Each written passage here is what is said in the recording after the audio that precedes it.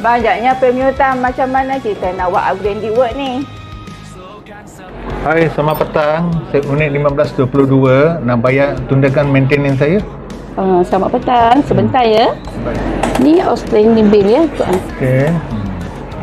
Okey, ini bayaran maintenance saya. Okey, terima kasih. Sebentar ya. Thank you Mr. Habal for paying the maintenance. Terima kasih. Tanggungjawab saya mensediakan maintenance saya. Okey. Assalamualaikum. Waalaikumsalam. Saya nak buat aduan kebocoran antara tingkat. Rumah saya 528. Sekarang ni dinding rumah saya habis dengan kesan air tu. Apa perlu saya buat? Encik boleh isi borang ni dan pihak kami akan hantar staf untuk cek unit. Ni cik. Okey, terima kasih. Selepas pemeriksaan, kami akan mengeluarkan laporan melalui borang 28 ya. Baik, terima kasih. Sama.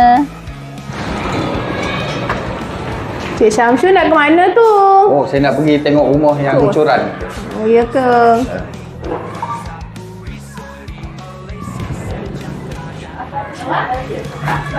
Assalamualaikum. Waalaikumsalam. Wah, ni saya datang nak cek kebocoran tingkat tu cik ni. Boleh saya masuk? Boleh silakan. Inilah tempat dua kebocoran. Okey puan, nanti saya akan buat laporan dan update dengan borang 28.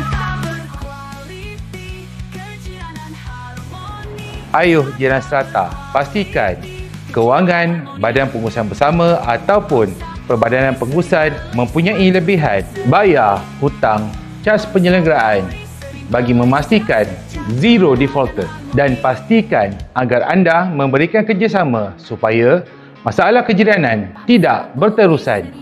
Ayuh, jaga harta bersama, jaga hubungan jiran serata. Tunaikan tanggungjawab anda sebagai pemilik.